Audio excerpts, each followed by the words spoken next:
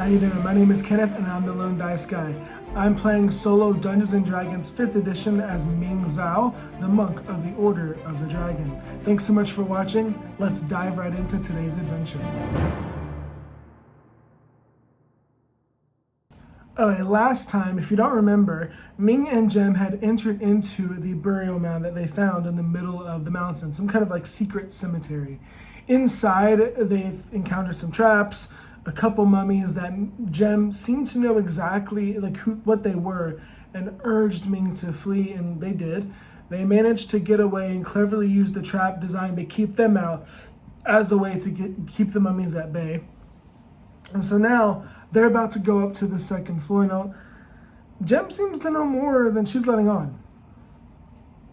Just, Ming's kind of catching on that Jem knows more about the undead than just someone who hunts them for a living. It seems to be a more intimate knowledge, and there's probably something there. I've actually updated our threads now that we have kind of continued to play through the story more. So, of course, complete our training is still there. That's the whole purpose for Ming to leave the monastery in the first place, is to complete his training. Now, I added find the source of the undead horde that attacked. Now, we're in the process of closing that thread out. We're going to figure out more about that in today's session and in the next one as well. And then learn basic survival skills. That's the whole purpose that Jem's even kind of coming with Ming in the first place, trying to figure out how to survive, how to do certain things, and how to be someone that can actually get through the wilderness without dying every 5 feet. But then I added another thread, and that is, what does Jem know? What does she know? There's some knowledge here that she's not giving Ming, and maybe on purpose, I don't know. Maybe too personal, who knows? But there's something going on here, and so I'll put that on the thread for us as well. I've updated our scene setup for today as well, which is Ming and Jem survived the first floor, and now they head to the second. Now, pretty simple scene setup, super easy, but as always, we have to roll a d10 against chaos. Now, the chaos factor is going up to 6 because last time Ming was not in control of the situation, almost got his legs broken as he jumped out of the way of a trap. Gotta stop rolling so bad. So we'll see what happens. So is it an interrupt altered scene, or does it go on as normal? 5. It is less than 6, so that does change it. And so odd is an altered scene, which means it's not quite what we think. So Ming and Jem survived the first floor. Now they head up to the second floor. All right, I got it. So Ming and Jem are starting to walk up the stairs, and Ming stops. Jem, I think we should talk. Jem stops and turns. Right now? Right now, of all times, right now, you think we need to talk about things? Yes. Look, the mummies are going to be fine. They're not going to get to us. The log is blocking the path. We don't know what's up here, and so we may not get another chance. I've got to know.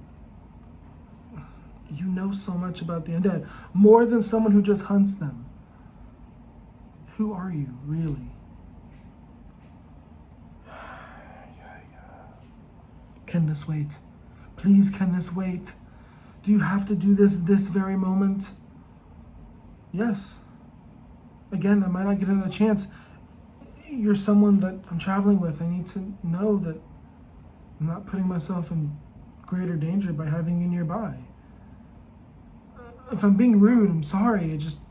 Something isn't sitting right. All right. So right now we're going to make 2 opposing checks. Ming's going to make a persuasion check. 17, all right? So 17 is our DC, or is going against Jem, and she's going to be making, actually, she's going to make an intimidation check. She's going to try and get him to just shut up about it. So she's going to roll an 18. Oh, goodness gracious. 18 versus 17, so she wins. She's gonna kind of go down a couple of stairs. So she's one step above me, so she's gonna be staring down at him. Listen very carefully. I don't have to share anything with you. Is that clear? Of course. If you ask one more time about my past or where I'm from or anything like that, pretending that we are friends, I'll throw you to the undead and let them deal with you on their own. And you'll never see anyone, let alone me, again. Is that clear? Crystal clear. Is this hurting your ability to trust me? A little. Well, you have no choice now, don't you? No. Let's move. Yeah. Let's move. Okay. The amount of sus is just off the charts. Something is clearly up, and Ming's never been more suspicious of Jem. Who is she? I don't even know. So that's part of it. And so definitely she's hiding something now at this point. It's very obvious, it's very clear, but she's not gonna have any of it. And she seems pretty serious. She might just leave Ming to die if he pushes the matter. So we're gonna keep going. Keep going into the second floor of the dungeon. Now remember, I am using the program called Encounter Plus. And so that just means that I'm using this to help me kind of visualize what I'm doing through the dungeon. And I'll put screenshots up of different things as they come up. So at this point, Ming and Jem are walking up the stairs. The hall is wide, so they're both able to walk side by side now. When they get to the top of the stairs, they see a long hallway. And then in that hallway, it's lit by a couple torches, but it's not like dark. There's light coming in from the other room, so it's not pitch black at all. It's not even dimly lit. It's pretty well lit. Now, Ming just starts walking forward because he's stupid. So here's the question. Remember, I've pre-generated this. I've pre-generated the whole dungeon that I'm going through. But there's still there's some stuff I left up to, well, fate. So, in this hallway, is there something going? Is there something up? Is this a safe hallway? I'm thinking. So chaos ring is back at 6.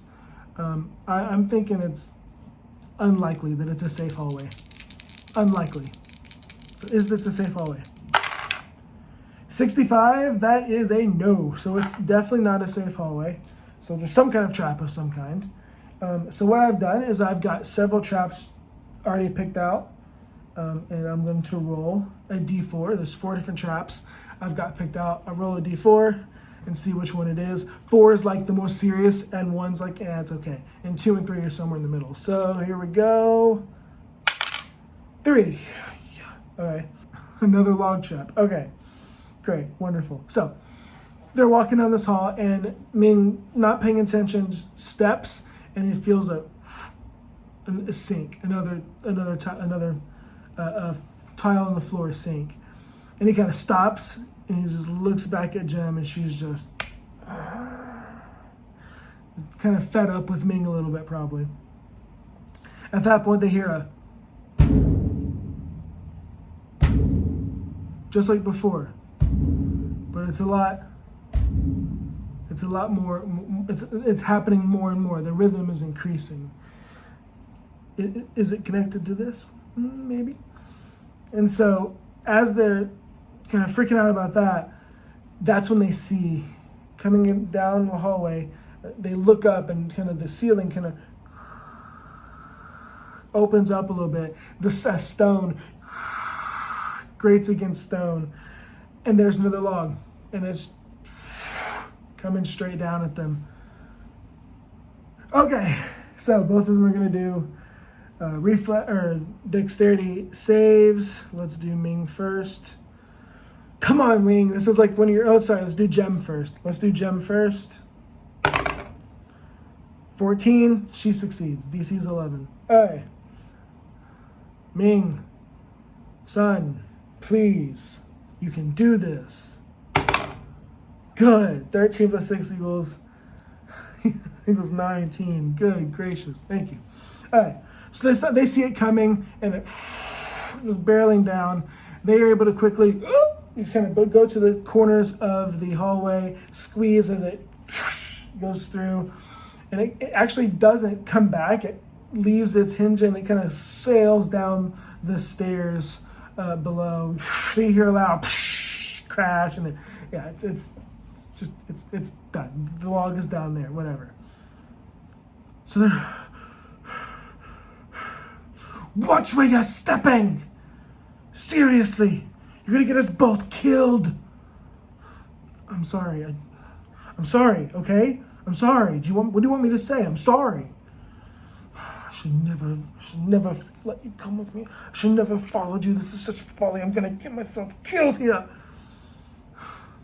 Just go, okay? Surely they can't have another log trap here, right? We've triggered the trap. Let's go. We can be safe. Are they? Ming, never say never. So, are they safe? Is there another trap? Are they safe? I think it's going to be 50-50. 80 is no. Okay, no, there's no other log trap. Still, Ming, you're tempting fate, dude. Don't say stuff like that. They walk to the end of the hall, and in front of them, they see a rather large room. Inside this room, it looks to be some kind of armory. So there's going to be weapons on the wall, and chests, and bows, and arrows. I mean, pretty much anything you think of. So the question is there anything in here that they can use? Now, I've rolled a kind of a loot chest, a kind of a loot thing, but I've also got some other, again, left at the fate. So, is there stuff here that they can use? I'm going to say somewhat likely, yeah. Somewhat likely. 37 is a yes. Very good. So there is stuff there that they can use. That's good. Ming needs some update in his gear a little bit. Let's roll a d4. 1 is simple ranged, 2 is martial ranged, 3 is simple melee, 4 is martial melee. 2. So simple. So martial ranged. Okay. 1. So that's going to be a blowgun. What's that? Oh, it's like a thing. Oh, okay, gotcha. Here's the question. Fate chart. Is it magical? 50-50. I don't know. 0-4. Cool. That's a yes. That's an extreme yes. So it's definitely magical. Okay. A magical blowgun. What is that? I don't even know. So let's look at what we got. We're going to roll a d20, and it's going to determine how magical this item is. So the lower the number, the less common. Yeah. Oh, sorry, reverse that. The higher the number, the less common. A 19! Ooh, very cool.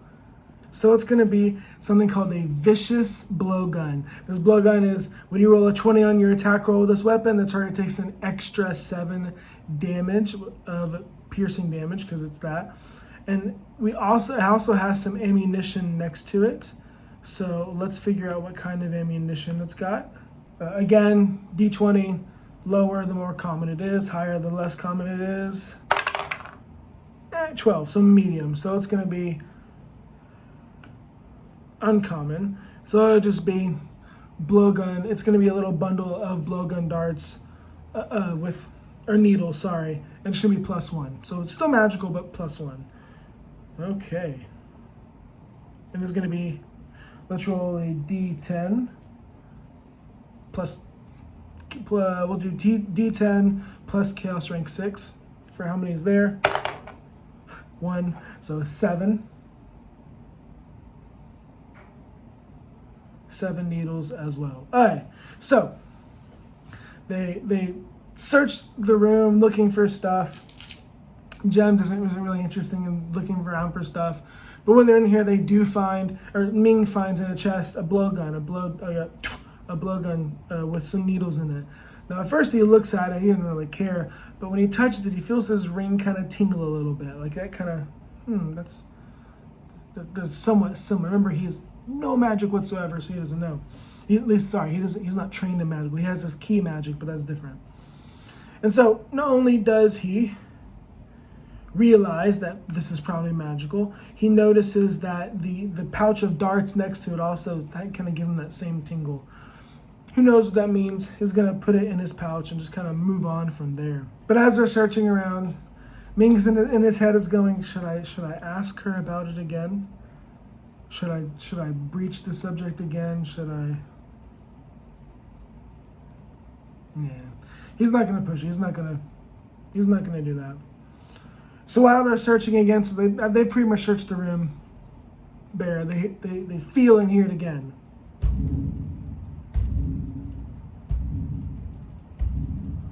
And this time they're clearly more rapid. And it seems like the room is just shaking whenever it happens.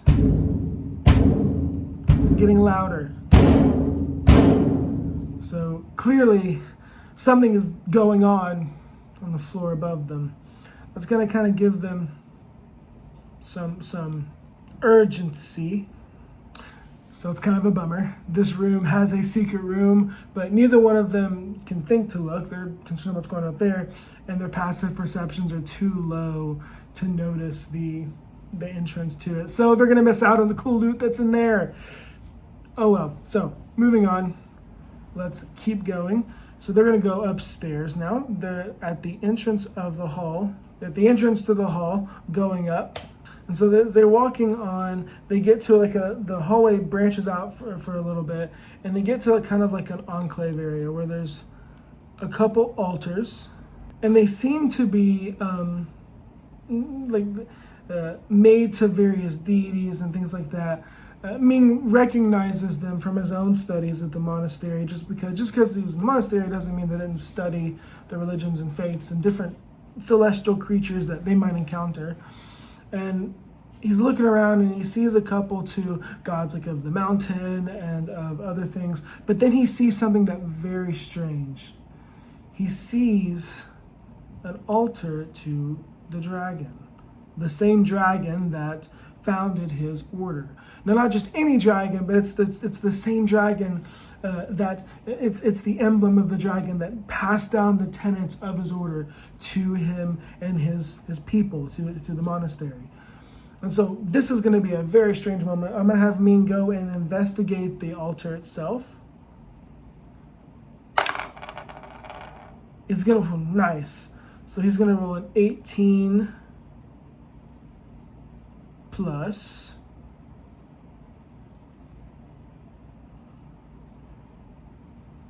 choose an unnatural 20. He goes up to it and he's going to be searching. He's going to be looking at it. There's no hidden compartments or anything, but he recognizes the symbol immediately. And Jem's going to say, "We need to hurry. There's something going on upstairs. Come on. Hold on one second." So he's looking at it and he's wondering, why is this here? Why is there an altar to the dragon that founded his order? Not just any dragon, that specific dragon. That's weird. What's going on here even further? And so he looks at all the other altars and he recognizes most of the deities, but some of them he doesn't. Doesn't really matter. He stands up and he's thinking about these things in his mind, and who knows? Maybe that matters now, maybe it doesn't. Who knows? In fact, let's go to the fate chart really quickly. Fate chart 50-50. I don't really know. Is this super important? Is this something that they need to that Ming needs to stop and think about? 33. That's a yes. So it is something that's important. Wait. This altar right here, it's made to the dragon that founded my order. The symbol right there, that's the symbol of my order. I don't understand what it's doing here. I don't understand why it's nobody worships the dragon in the order, not as a god at least. Well, maybe someone outside your order does. Is that so strange to think about? That someone outside your order would view the dragon as a powerful being worthy of worship? No, of course not. That's not the strange part. It's just, I thought that only we recognize the dragon and its power. To know that someone else outside the order recognizes it, strange. Ming, we have to keep going on. Whatever's happening up there, the beating, whatever that's causing that loud thunder swirl is getting louder and stronger. We have to keep going. I know.